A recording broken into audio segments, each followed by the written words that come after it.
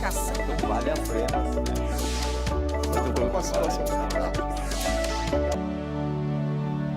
Olá, tudo bem? O programa em discussão de hoje vai falar sobre o blockchain. Não há dúvidas de que o blockchain é um termo da moda. Qualquer um que queira parecer inovador em tecnologia pode, entre uma ideia e outra, dizer que o blockchain resolve esse ou aquele desafio. O problema é definir de fato como funciona essa tecnologia que existe há mais de 10 anos. Para falar sobre o assunto, nós vamos conversar agora com Alexandre Pierro, especialista em blockchain. Seja muito bem-vindo, Alexandre. Obrigado, Roberta. Obrigado a todos. Eu acho que vai ser uma discussão bem interessante. Quero trazer o máximo de informação para vocês e tornar essa discussão que é muito técnica, tentar levar isso para um outro lado, levar para um lado mais lúdico, onde as pessoas consigam entender o que essa tecnologia está vindo, o que ela pode fazer e o que impacto que ela já trouxe. Ela traz impactos gigantescos já para a China e por que não para nós? Então a ideia é justamente fazer esse bate-papo sobre isso. É fazer esse bate-papo, com certeza. E eu já vou começar pedindo, então, para você explicar para a gente o que é o blockchain.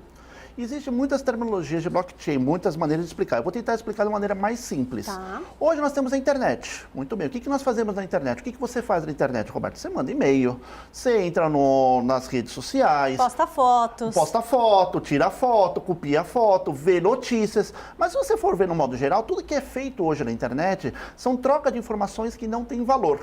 Tá. Quando eu falo que não tem valor, eu estou falando que são informações que não têm custo. Agora imagina se eu tivesse uma internet que eu pudesse fazer troca de valores.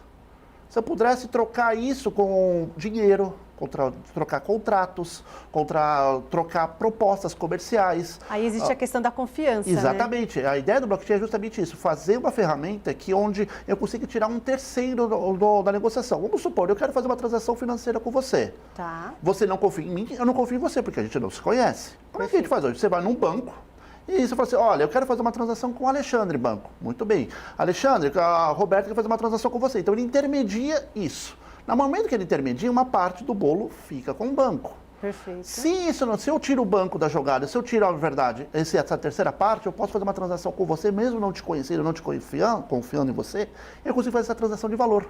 Com custos muito mais baixos, de maneira muito mais rápida e por trás disso, o que eu acabo gerando? Uma prosperidade muito maior. Essa é a grande vantagem. Ou seja, então, tiraria um pouco essa burocracia, de ir até o banco, enfim. Apesar de que hoje, Alexandre, agora uma dúvida minha, hoje a gente tem aí o smartphone na palma da mão e que a gente consegue fazer transferências bancárias aí pelos aplicativos, enfim. Tudo bem que a gente ainda tem essas taxas que são cobradas do banco. Mas como que a gente pode confiar nesse blockchain? Vou dar um outro exemplo, vamos supor que eu queira ir para a Tailândia ou para o Vietnã, para um lugar bem longe aqui do Brasil. E a minha esposa fica aqui em São Paulo.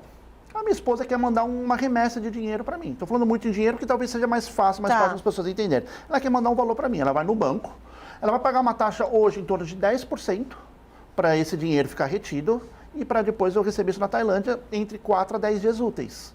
E se é uma emergência? E se eu preciso daquele valor na mesma hora? Como é que eu faço? Com o blockchain, isso é praticamente simultâneo. As taxas caem absurdamente, porque eu pago só a taxa do aplicativo, a taxa digamos assim, do blockchain em si, só que isso acaba sendo muito mais rápido e uma confiabilidade muito mais rápida. E exatamente pelo fato de eu ter o celular, eu acabo tendo isso disponível a qualquer lugar que eu queira. Entendi. Isso nós falamos em dinheiro. Mas se eu falasse de contrato, e se eu quisesse falar, por exemplo, de rastreabilidade de alimentos? Tá. Nós tivemos alguns casos de algumas contaminações de alguns produtos alimentares aqui no Brasil nos últimos meses. E se eu quisesse fazer a rastreabilidade de toda a cadeia produtiva daquele alimento, eu conseguiria descobrir onde está a falha. E o blockchain isso é possível. Perfeito. Então o blockchain ele tira toda essa parte, né? E é confiável? Sim, é extremamente confiável. Imagina o seguinte, vou tentar explicar de maneira mais lúdica possível. Imagina o seguinte, eu tenho toda a rede de internet, todos os computadores conectados. Eu fiz uma transação com você. Essa transação que eu vou fazer, o dinheiro para lá, o bem para cá, dinheiro para lá, vou chamar isso de registro. Esse registro, depois de alguns minutos, normalmente se não me engano no blockchain, se trabalha em torno com 10 minutos, pego um monte de registros e eu coloco num bloquinho. Aí esse bloquinho vai para essa rede de computadores. Na hora que vai dessa rede de computadores, eu faço a tal da cadeia. Então, o que acontece? Para eu conseguir corromper esse bloquinho, eu teria que acessar toda a cadeia do blockchain, ou seja, todos os computadores que estão conectados nessa cadeia de blockchain, porque tudo isso é distribuído em todos os computadores. Entendi. Então, o termo que se usa muito hoje é falando que ele é inviolável. Ele é sim, ele pode ser violável, mas só que imagina hackear todos os computadores ao mesmo tempo. É isso que eu ia Com um eu até delay ia chegar. extremamente rápido. Hoje nós não temos computação para isso. Então, por isso que ele se torna inviolável, apesar de, na teoria, isso ser possível. Exatamente, isso que eu ia te perguntar, porque hoje a gente sabe que tem aí os hackers, né? Que eles podem, talvez, invadir também essa plataforma, achar algum espaço ali e entrar para pegar esses dados. Isso pode acontecer? Não vamos pensar o blockchain como uma plataforma, vamos pensar Tá. o blockchain como uma série de computadores conectados. Perfeito. Então, essa é a grande diferença. Hoje, por exemplo, o blockchain mais conhecido, a rede de blockchain mais conhecida no mundo é o Bitcoin, que vamos falar um pouquinho sobre ela. Mas o Bitcoin hoje existe para aproximadamente 7 mil computadores conectados nela. No momento que eu fiz esse registro com você, coloquei dentro do blockchain chamado Bitcoin, ele pegou e replicou, fez cópias desses registros todos esses computadores. Tá. Então, eu não tenho que hackear um computador, eu tenho que hackear todo mundo. Ou seja, muito mais difícil, Exatamente. né? E agora pensando como uma cadeia, como um elo de correntes. Eu arrumei esse elo de corrente. Lá na frente, eu estou com um monte de outras correntes, um monte de outros elos. Eu quero arrumar esse elo aqui, eu tenho que hackear esse elo e todos os elos subsequentes. Isso, em termos de computação, é praticamente impossível de fazer. Entendi. Eu não vou falar que é impossível, porque a gente nunca sabe daqui 20, 30, 50 anos, principalmente com a computação quântica, o que isso pode impactar. Mas hoje é inviável de ser feito, ainda mais em termos de energia. Quanto energia eu teria que gastar para hackear tantos computadores assim? Com certeza. E como que eu poderia, por exemplo, ter acesso a essa tecnologia? Aonde que eu encontro essa tecnologia? Como é que eu posso me inserir nela se eu de repente, querer participar, colocar as minhas informações dentro dessa tecnologia? Hoje você tem 4 grandes redes de blockchain. O Bitcoin e a Ethereum, que são as duas mais famosas hoje. Nós, na minha empresa, a gente trabalha muito com documentações que têm valor. Contratos, propostas, trabalho muito com o sistema de gestão também, então você tem aqueles documentos que são auditados constantemente. O que eu fiz? Eu peguei tudo isso e coloquei isso no blockchain, porque eu consigo rastrear meu documento. Se alguém pegar aquele documento meu e violar, eu fico sabendo. Entendi. Então, na verdade, você pode procurar uma dessas 4 grandes redes, eu dou o conselho sempre da Ethereum e do Bitcoin, que são as mais famosas.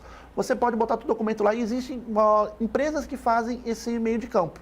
Nada impede você ter um computador e querer fazer parte dessa rede do blockchain e botar todas as informações direto lá. Também nada impede você contratar uma empresa terceirizada que tem inúmeros sites que fazem isso, colocar a informação no site e levar isso para lá. Lembrando sempre que o blockchain vai ser muito bom para informações que têm um valor.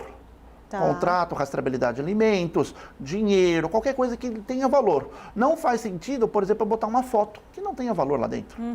Perfeito. Esse Ethereum, é assim que fala? Ethereum. Sim, Ethereum. Ele também é uma tecnologia, é isso? Ela é muito parecida com o Bitcoin, como o Bitcoin, ou seja, todas elas são blockchains, todas elas são cadeias. Elas são blockchain. Exatamente, são blockchain. Tá. Blockchain é sempre uma rede de internet. Então eu tenho a rede, vamos fazer essa analogia, eu tenho a rede da internet chamada Bitcoin, eu tenho a rede de internet chamada Ethereum, e como essa, tantas outras, e como tantas outras podem nascer a partir de hoje até amanhã. Mas a ideia dessa rede da internet é ver qual é a praticidade que eu tenho. Bitcoin está sendo muito utilizado para transações de dinheiro. Tá. Ela foi a primeira rede de blockchain que teve, que foi inaugurada em 2008 por um japonês. E essa Ethereum é uma rede mais nova que foi feita por um canadense. Perfeito. E a Ethereum está sendo muito especializada para botar outros tipos de produtos. Contratos, rastreabilidade de documento. A Maersk, que é uma grande empresa de logística, junto com a IBM, tem um caso de um case muito interessante. Eles começaram a rastrear todo o container, toda a cadeia produtiva de um container que anda ao redor do mundo. Então, por exemplo, eu tirei uma produção de peça aqui do Brasil e eu vou levar isso para Roterdã, lá da Holanda, e consigo rastrear toda a cadeia que esse container está fazendo, até chegar lá. Então eu consigo saber por onde ele passou, por onde ele não passou, posso botar informações de GPS. Com isso, imagina a quantidade de rastreabilidade que nós temos. E o Ethereum está sendo muito especializado nisso. Entendi. E o Bitcoin, que eu quero que você até explique um pouquinho para a gente, ele é mais usado, então, para essas transações em dinheiro. Exatamente. Além do Bitcoin, o último mapeamento que eu fiz, parece que existe mais de 6 mil criptomoedas. Olha. Até tem uma criptomoeda feita pelo Ronaldinho Gaúcho, para você ter uma ideia. Vamos falar também um pouquinho das criptomoedas, para todo mundo entender o que a gente está falando também. A criptomoeda tem uma coisa que é muito legal da criptomoeda. Voltando àquele exemplo que a gente falou um tempinho atrás. Eu estou indo fazer uma viagem lá para a Ásia e preciso de dinheiro. Acabou meu dinheiro e eu preciso que a minha esposa mande para mim um dinheiro. Como é que ela vai mandar? Através do blockchain dessas criptomoedas. Hoje a criptomoeda é que nem, por exemplo, ela não tem lastro no ouro, mas ela tem o mesmo equivalente no dólar, equivalente no real, equivalente no ien ou qualquer outra moeda. Então você consegue fazer uma transação realmente de comprar como fosse uma moeda de um país. É uma moeda virtual? É uma moeda virtual. Tá. E você consegue comprar. Na China hoje, em pleno século XXI, o que acontece na China? Se eu estou com dinheiro, estou com dólar, qualquer outra moeda, eu quero comprar uma Coca-Cola, eu quero comprar uma comida, alguma coisa lá na China, eu não consigo. Praticamente mais de 95% dos estabelecimentos só aceitam Bitcoin. Ou, perdão, Bitcoin não, criptomoedas. Agora eles já estão se adaptando a essa tecnologia. Exatamente. E até uma coisa que é muito engraçado que Sem seu dinheiro em espécie, é isso? Exatamente. Para você fazer doação para mendigos na China, hoje é um QR Code que você lê. Por trás desse QR Code ele te remete a uma blockchain que tem uma criptomoeda por trás. Olha. Então, para eu doar dinheiro hoje na China, não é mais papel, é através de QR Codes. Caramba. Até viralizou uma série de notícias sobre isso, que você procurar na internet, você acha isso. Olha só, então assim, a tecnologia lá deles, enfim, a gente é um país que é muito desenvolvido em tecnologia, né? A gente estava falando nos bastidores também, Alexandre, sobre a questão até, esse ano é um ano de eleições, né? O blockchain, ele também poderia ser utilizado para contabilizar esses votos? Seria uma maneira mais segura aí de contabilizar? Existem alguns estudos que estão sendo feitos nos Estados Unidos e nos países nórdicos, Escandinávia, Finlândia, esses países, que eles querem usar o blockchain para você fazer o voto via telefone celular. Então você teria uma tecnologia por trás, uma plataforma que não seria Bitcoin, não seria Ethereum, seria uma terceira, uma quinta plataforma de blockchain, onde você consegue canalizar todos os votos lá dentro e você consegue ter a rastreabilidade. Tá. Eu consigo saber realmente, como eu não tenho um terceiro que seja a pessoa que vai fazer o voto, ou melhor, que vai verificar o voto, eu consigo fazer por definição, é uma coisa que tem valor, ou seja, tem muito valor, que tudo que nós fazemos em sociedade depende desse voto. Eu não tenho, como posso dizer, eu não tenho confiança entre as duas partes, então eu não preciso do terceiro. O blockchain pode servir para isso. Pode servir. Na sua opinião, você acha que essa tecnologia pode ser usada futuramente aqui no Brasil? Eu diria que vai ser usada. A questão é quando. Tá. Eu acredito realmente que quando você tem países como Estados Unidos, parte da União Europeia, China daqui a pouco entrando nisso, é uma questão da gente começar a ter um alinhamento também para isso. Lógico, infelizmente, por conta de uma série de questões culturais e por uma série de questões tecnológicas aqui no nosso país, a gente não consegue acompanhar esses países. Porém, é questão de tempo de fazer uma coisa muito similar. Perfeito. Bom, a gente está falando, assim, das coisas aí boas do blockchain, enfim, mas existe alguma desvantagem do blockchain? Olha, a grande desvantagem que eu vejo nesse momento do blockchain a grande vantagem que eu vejo é a prosperidade. Ele vai trazer uma prosperidade que jamais foi vista na humanidade, porque a partir do momento que eu tiro terceiros, eu consigo fazer transações muito mais assertivas e com diretas, rápidas e com vantagem para os dois lados. Aí eu consigo ter a prosperidade. A desvantagem no caso do Brasil, todo mundo tem acesso à tecnologia? Todo mundo tem acesso ao smartphone? Isso é muito fácil na Europa, onde eu diria que quase 100% das pessoas têm telefone, smartphone ou computadores. Mesma coisa nos Estados Unidos, mesma coisa na China. Nós não temos essa possibilidade. Quando você pensa no interior do Nordeste, no interior do Norte, até o próprio Centro-Oeste, ou até mesmo algumas cidades aqui de São Paulo, você vê uma pobreza muito grande. A questão de educação nossa. A gente tem que melhorar muito a questão de educação.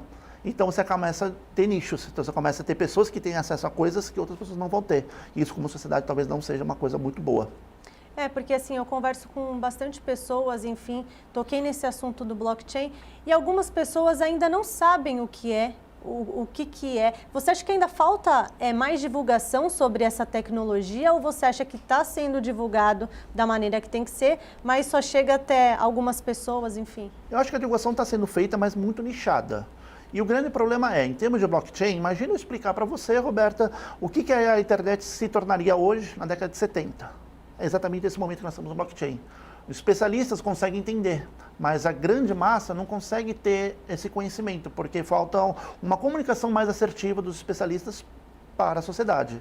Eu acho que até a questão da confiança também, né? As pessoas de não conhecer uma tecnologia tão nova assim, já está aí mais de 10 anos, né? Mas uma tecnologia nova para as pessoas agora, eu acho que falta a questão da confiança. Você concorda com isso? Concordo. Eu vou dar um exemplo da minha mãe. Minha mãe está com 72 anos. Muitas vezes ela não quer nem... Ela só acredita que pagar a conta pode ser feita no caixa. Não, e não no caixa eletrônico, tem que ser no caixa com a pessoa do outro lado. Só assim ela se sente confortável. Ah, entendi. Então, não no caixa eletrônico, exatamente, lá no caixa com a mesmo com pessoa. a pessoa lá atrás. Só assim ela se sente confortável, ela se sente confiante. Como é que eu vou pegar, por exemplo, a minha mãe, com 72 anos, explicar uma tecnologia dessa e fazer com que ela mude uma série de paradigmas e consiga acreditar nisso? Não é tão simples assim. É verdade, com certeza. Esses dados que você falou que ficam armazenados no blockchain, eles podem em algum momento ser modificados? Por exemplo, eu tenho um contrato lá, de repente eu preciso mudar, armazenei ele lá dentro, mas de repente eu preciso mudar alguma cláusula.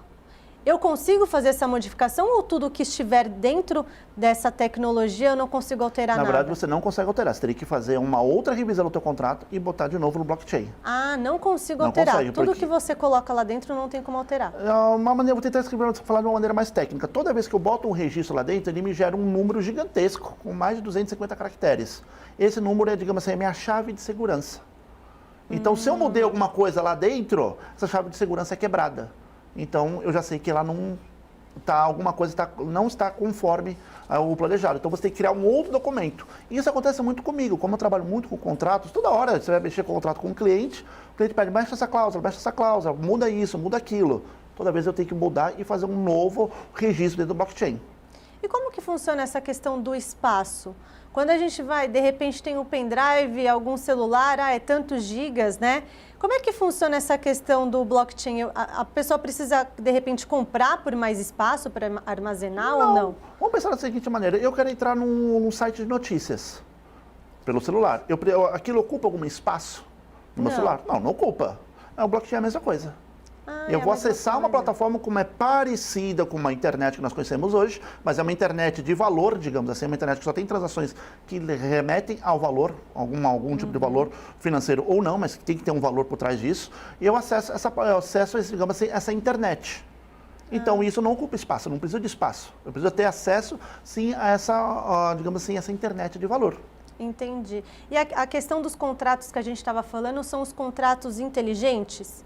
Sim, eu posso botar contratos inteligentes, como também posso botar os contratos que nós conhecemos normalmente, que é cláusula para lá, assinatura para cá.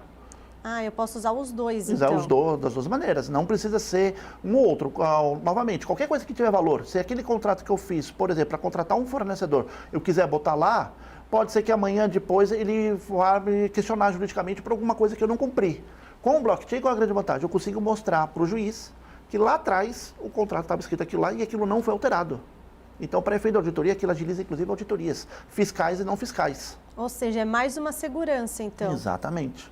E como que a gente pode diferenciar o blockchain e banco de dados? Banco de dados é um conjunto de informações. Tá. Pode ser de qualquer coisa que você quiser. Perfeito. Então, o banco de dados vai ser sempre um conjunto de informações. O blockchain não. O blockchain vai ser alguma coisa que tem valor, que você botou dentro de uma internet para garantir que aquilo não vai ser violado. Perfeito. E eu também queria que você explicasse para a gente um pouquinho a diferença entre token e a criptomoeda. A criptomoeda é justamente uma moeda baseada nessa tecnologia de blockchain, onde eu consigo saber, ter a rastreabilidade. Eu mandei a moeda para você, você mandou para tal pessoa, dessa tal pessoa mandou para mim, eu consigo ter isso. Só que em contrapartida eu não consigo botar não é que os bancos, eu não consigo ter terceiros envolvidos nessa transação.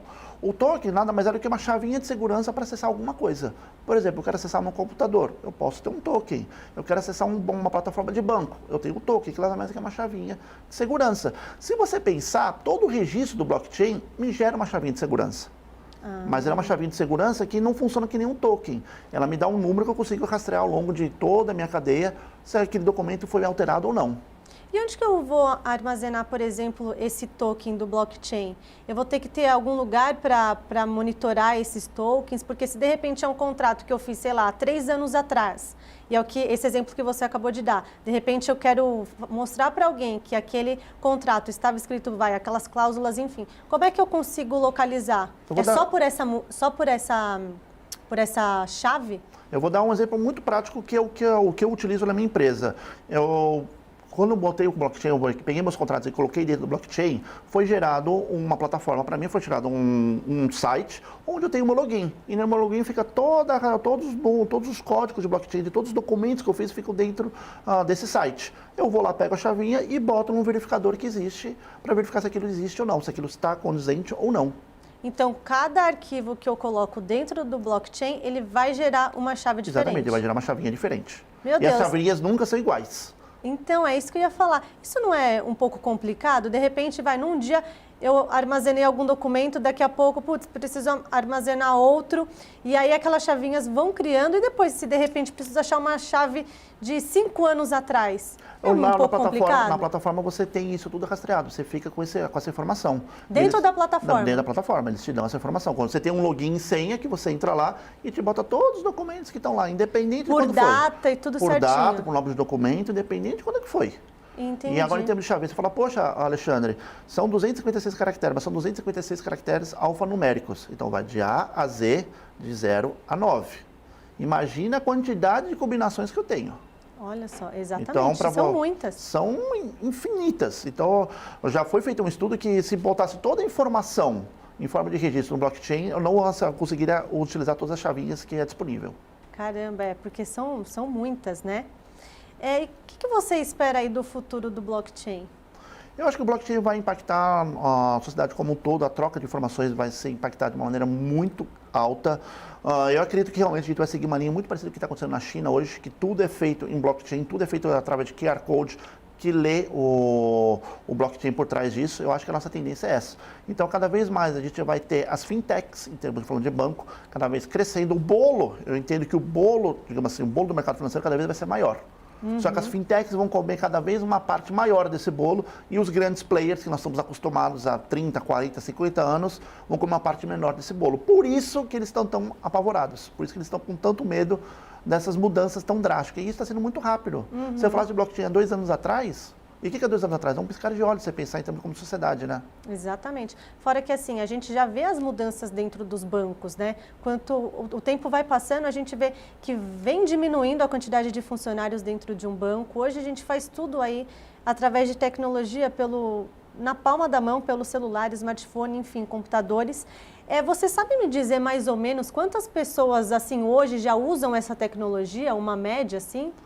Em termos de blockchain, eu não saberia te dizer no Brasil, mas eu posso dizer dados da China, que é o que eu tenho mais informação. Dizem que na China, 95% das transações que são feitas hoje lá, é tudo via blockchain. Nossa, Agora, imagina, você vai viajar para a China, você quer comprar uma água, e se você não tem o aplicativo deles instalado, se você não tem um acesso a um mobile, você vai passar sede. Você não tem como, não tem mais como. Dinheiro em espécie. Não tem como. Eu posso dar uma experiência que eu tive recentemente. Eu estive lá na Europa para um lançamento, porque eu trabalho muito também com certificações internacionais. E estive lá na ISO, na sede da ISO, para conversar sobre alguns temas. E eu fui comprar uma água lá na Suíça. Eu falei assim, aqui só aceita criptomoeda. Fui no segundo, só aceita criptomoeda. Até que o terceiro eu achei. Achou? Mas na China talvez eu não teria essa oportunidade, né? Com certeza. E você, existe alguma lei hoje que regulamenta esse tipo de tecnologia aqui no Brasil? Você conhece alguma, reconhece alguma? Eu não diria lei que regulamenta. Existe sim uma boa prática de mercado que, como eu falei, da ISO, a ISO, só deixando no contexto, é uma organização sem fins lucrativos que nasceu no pós-guerra. Lembraram no pós-guerra? 1947, teve o julgamento do Nuremberg. Pronto, já teve a Primeira Guerra Mundial, teve a Segunda. Gente, não vamos parar de se matar, vamos parar de brigar. O que a gente pode fazer? Vamos criar, então, a ONU, que vai ser um viés mais político, mas para evitar que as pessoas começassem realmente a gerar novas guerras. Então, vou ter um fórum mais de políticos, onde eles vão discutir isso. Só que também o pessoal quase não acabou não levando em consideração que eu também tinha que reconstruir as indústrias. A Ásia, devastada por 2 bombas nucleares. Europa... Só estava tudo muito complicado na Europa. Então, se não tenho indústria, eu não tenho emprego. Se eu não tenho emprego, as pessoas passam fome. E se as pessoas passam fome, o que acontece? Guerra novamente. Então, foi nesse contexto que nasceu a ISO, com o intuito de ajudar a alavancar as indústrias europeias e asiáticas. Então, desde 1947 até praticamente meados da década de 80, ela trabalhou muito com questões de padrões. Então, por exemplo, eu quero fazer um padrão de iluminação, quero fazer um padrão de um parafuso novo para fazer meu carro, quero fazer um padrão de um maquinário novo que eu vou usar para fazer uma terraplanagem para a agricultura. Ela pegou muito nisso. A partir da década de 80, ela começou a ver que só falar padrão não é suficiente. Eu tinha que falar de negócios. Então eu tinha que fazer uma coisa, uma norma que falasse sobre negócios. Foi aí que começou a aparecer os grandes padrões de sistema de gestão. Só que no meu entendimento a tradução foi equivocada. O termo correto seria sistema de negócios. Então eu tenho o sistema de negócios de qualidade. É o sistema de gestão de qualidade que é mais conhecido, que é a famosa ISO 9000. Tem os sistemas de gestão ambiental. As poucas pessoas sabem, só que essa norma ambiental nasceu por conta da Eco 92. A Eco 92 tinha 12 diretrizes principais. Uma, criar um modelo de negócios baseado em meio ambiente, que era a ISO 14000, que era a ISO de meio ambiente, e outra queria sair com um protocolo de evitar poluição, que foi ratificado em Kyoto, que depois virou o projeto de Kyoto. São selos de qualidade, São né? selos de qualidade. E dentre eles, você tem muitos selos. E agora, recentemente, foi publicada uma norma que é um sistema de gestão baseado em inovação. Como é que eu posso trazer inovação para dentro da minha empresa? Como é que eu posso trazer as novas tecnologias exponenciais e garantir que isso gere resultados para a minha empresa? Então, como eu falei, não é bem uma lei, mas já existe uma diretriz que pode ajudar as empresas a encurtar o caminho e a pegar todo esse ecossistema de inovações que hoje tem blockchain, mas amanhã pode ser que tenha outra coisa. Depois de amanhã vai ter, com certeza, vai ter outra coisa. Como é que eu consigo muito rápido, adequar? né? Exatamente, como é que eu adequo a tudo isso, a essa velocidade crescente? Essa norma ajuda nisso. Perfeito. E a gente está chegando no final do programa, Alexandre, mas eu queria que você falasse também para a gente quais são os maiores adeptos dessa tecnologia hoje aqui no Brasil? São empresas? Eu diria que são empresas e principalmente as pessoas mais da geração Z, que são as pessoas que nasceram já com a internet, digamos assim, mais avançada. A todo vapor, que infelizmente não é o meu caso, né? Mas eu acho que essas pessoas são as que estão mais assim, e principalmente as fintechs e as famosas techs. Eu tenho a Agrotech, eu tenho a Civil Tech, que são empresas da área de civil. Então essas empresas que são empresas pequenas, que têm o intuito de ser empresas exponenciais, ou seja, usar tecnologias exponenciais para alavancar grandes resultados, são as empresas que estão mais por trás disso, fora as startups que nós conhecemos, né? Sim, com certeza. É que tem várias, né? Muitas delas. Bom, eu gostaria de agradecer muito a sua participação, Alexandre Pierro, que é especialista em blockchain. Muito obrigada por esclarecer de uma forma mais leve para a gente sobre o assunto. Eu que agradeço, Roberto, o convite. Espero ter conseguido agregar um pouquinho, espero ter conseguido explicar de uma maneira não tão técnica, mas que tenha ficado claro para todo mundo. Com certeza. Muito obrigada, viu? O programa em discussão de hoje fica por aqui. Para rever esse e outros programas da Rede Alesp, é só acessar o nosso canal no YouTube. Até o próximo encontro. Tchau, tchau.